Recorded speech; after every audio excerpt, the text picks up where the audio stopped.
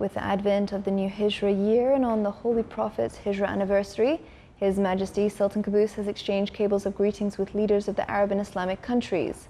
In his cable, His Majesty the Sultan expressed his sincere greetings along with his best wishes to them and for their people further progress and prosperity, praying to Allah to achieve all aspirations of their people and for the return of this occasion on all Arab and Muslim nations with blessings and welfare. In their cables, the leaders expressed their sincere greetings and best wishes to His Majesty the Sultan and the Omani people, praying to Allah to protect His Majesty, endow him with good health, happiness and a long life, to achieve all aspirations of progress and prosperity for his loyal people under his wise leadership, praying to Allah the Almighty for the return of this and similar occasions on His Majesty, the Omani people and the Arab and Muslim nations with welfare and progress.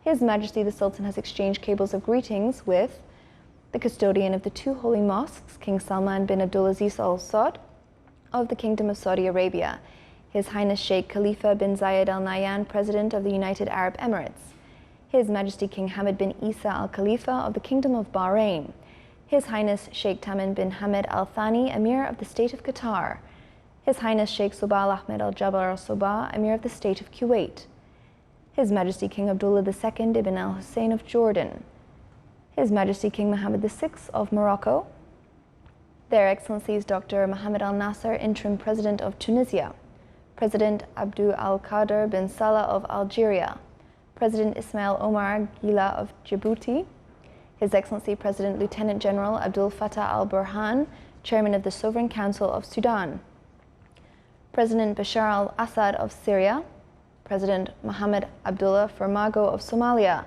President Dr. Burham Ahmed Saleh of Iraq, President Mahmoud Abbas of the State of Palestine, Chairman of the Executive Committee of the Palestinian Liberation Organization, President Uthman Ghazali of Comoros, His Excellency Faiz al-Siraj, President of the General National Congress of Libya, President Abdel Fattah al-Sisi of Egypt, President Mohammed Wald al-Ghazwani of Mauritania, His Majesty Sultan Haj Hassan al-Bolkiah of Brunei, Jerusalem, His Majesty King Abdullah ibn Sultan Ahmed Shah of Malaysia, Their Excellencies President Dr. Ilham Haider Aliyev of Azerbaijan, President Dr. Mohammed Ashraf Ghani of Afghanistan, President Joko Widodo of Indonesia, President Dr. Shokit Mirziyoyev of Uzbekistan, President Dr. Hassan Rouhani of Iran, President Arif Alawi of Pakistan, President Mohammed Abdul Hamid of Bangladesh, President Gurban Guli Berdimuhamedov of Turkmenistan, President Recep Tayyip Erdogan of Turkey, President Idriss Deby of Chad, President Ali Bongo Ondimba of Gabon, President Dr. Adma Barrow of Gambia, President Macky Sall of Senegal, President Imam Ali Rahmonov of Tajikistan, President Surun Bey Jinbekov of Kyrgyzstan, President Kassam-Jomart Tokayev of Kazakhstan, President Ibrahim Mohamed Soul of the Maldives, President Mohamed Issouf of Niger, President Mohamed Buhari of Nigeria, and President Ibrahim Boubacar Keita of Mali. His Majesty the Sultan also received cables of greetings on this blessed occasion from Their Highnesses, Their Excellencies, the Ministers and Advisors, as well as from Honourable Members of State Council, Their Excellencies, Members of Shura Council and Under-Secretaries, Honourable Judges, Omani Ambassadors abroad, Arab and Islamic State Ambassadors, representatives of international organizations and authorities, senior officials from Arab and Islamic countries, in addition to the Sultanate's dignitaries and citizens. They express their sincere greetings and best wishes to His Majesty the Sultan and the Omani people, praying to Allah to protect His Majesty and endow him with good health, happiness and long life, to the beloved land and its people, for their progress and prosperity under His Majesty's wise leadership.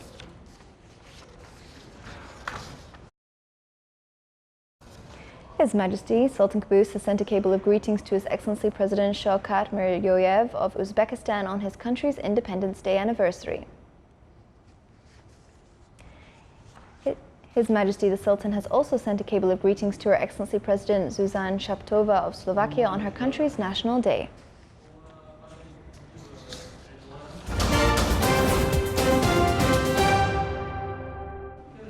The Ministry of Endowments and Religious Affairs announced the new moon was sighted and therefore tomorrow will be the first day for the Hijra year 1441. His Majesty Sultan Qaboos has sent a cable of greetings to His Excellency President Shavkat Mirziyoyev of Uzbekistan on his country's Independence Day anniversary. The sixth meeting of the Supervisory Committee for the Labour Market and Employment Lab discussed mechanisms to tackle the challenges that face the lab within the National Programme of Economic Diversification TANFEED. The meeting also reviews the implementation of the initiatives with the specified timeframe. It is also worth mentioning that the Labour Market Lab supervises 8 other initiatives concerned with enhancing and facilitating the coordination operations. The meeting was headed by His Excellency Sheikh Abdullah bin Nasser Al Bakri, Minister of Manpower.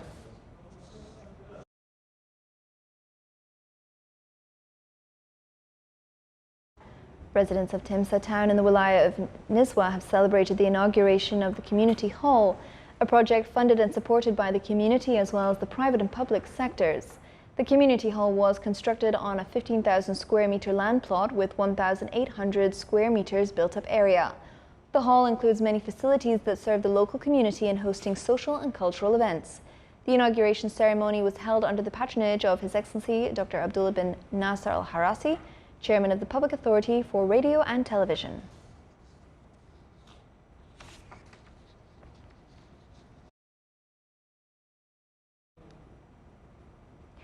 The second Rustak Forum for Youth Empowerment concluded its program. The forum focused on empowering the youth through a series of capacity-building workshops and presentations on entrepreneurship, marketing and HR management.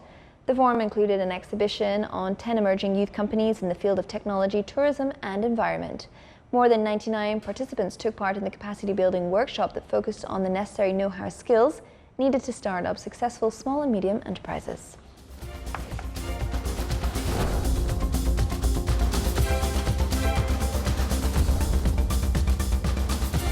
Still to come on our news bulletin. The Sultanate, represented by Automobile Technology Team, is crowned as the best team in the 45th World Skills Competition in Russia.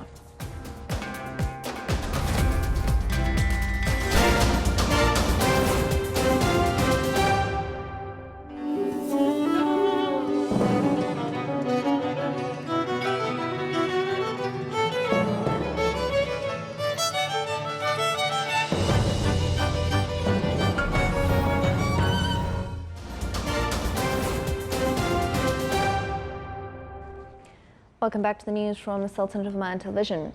Airstrikes on Syria's northwestern Idlib region stopped after the government agreed to a Russian-backed ceasefire following 4 months of deadly bombardment.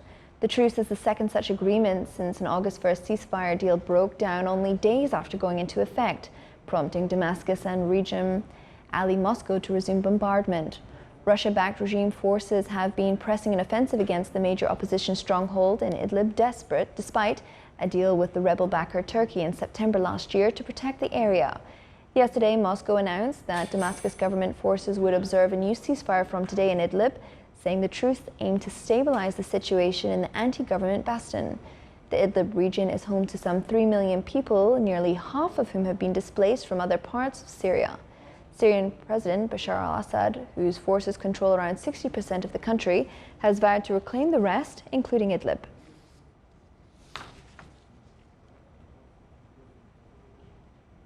U.S. President Donald Trump's next round of tariffs on Chinese imports is scheduled to take effect starting tomorrow, escalating the trade war between the world's 2 largest economies with a big hit to consumer goods. Trump has targeted some $300 billion in annual good imports from China for 15% tariffs in 2 parts on September the 1st and December the 15th. If fully imposed, virtually all Chinese imports worth about $550 billion would be subject to punitive U.S. tariffs imposed since July 2018. The September 1st list covers about $125 billion worth of mostly consumer products. Based on a Reuters analysis of 2018, U.S. Census data will include flat panel television sets, flash memory devices, power tools, cotton sweaters, bed lines, multifunctional printers, and many types of footwear. The largest category of target products covers smartwatches, smart speakers, Bluetooth headphones, and other internet-connected devices.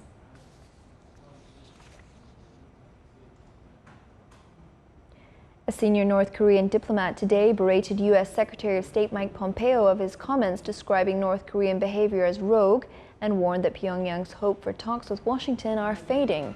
North Korean First Vice Foreign Minister Cho Sun-hu said Pump's thoughtless comments increased North Koreans' people's animosity towards Americans and made it harder for working-level nuclear dialogues between the countries to resume.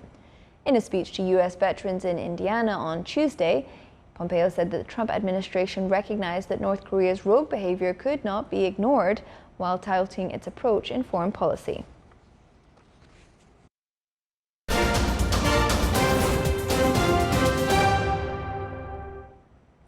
During its participation in the 45th World Skills Competition, the Sultanate achieved advanced positions in skills of cybersecurity and mobile robotics.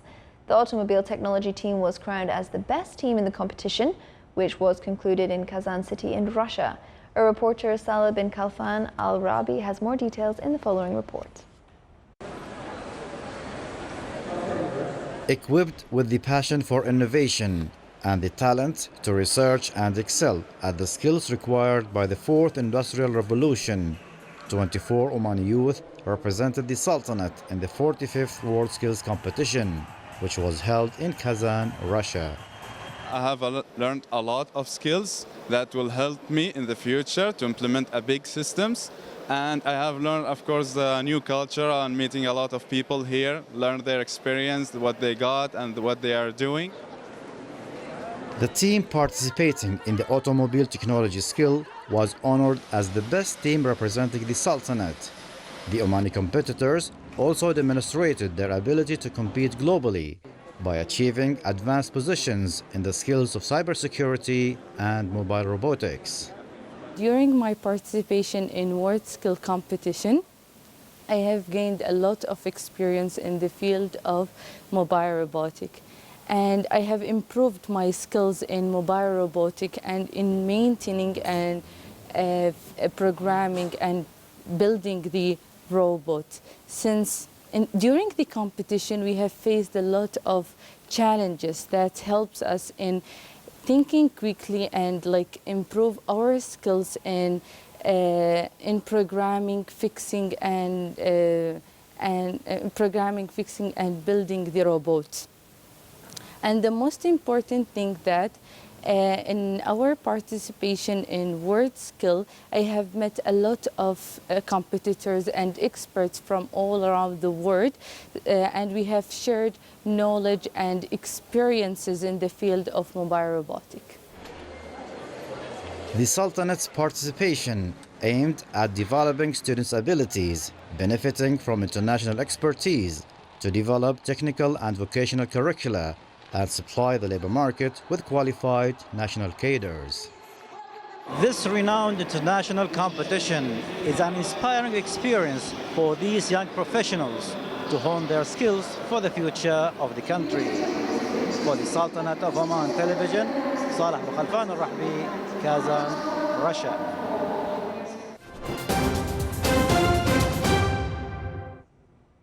Now for the general weather forecast around the Sultanate. Clear skies will prevail over most of the governorate, with chances of low cloud and fog late at night and early morning over the coast of the Arabian Sea and the Sea of Oman. Partly cloudy to cloudy skies with chances of intermittent drizzle are expected over the governorate of Dhofar. Winds will be easterly to southeasterly light to moderate. Seas will be slight with maximum wave height of 1 meter.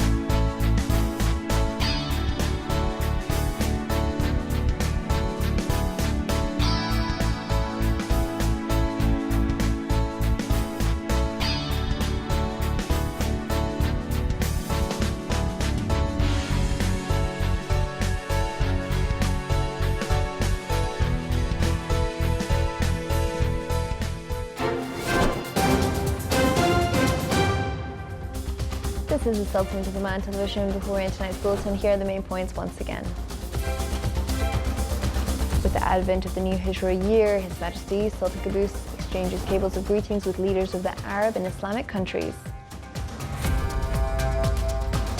The meeting of the Supervisory Committee for the Labour Market and Employment Lab discusses the mechanisms to tackle the challenges that face the lab. And next round of US tariffs on Chinese imports is scheduled to take effect starting tomorrow, with a big hit to consumer goods.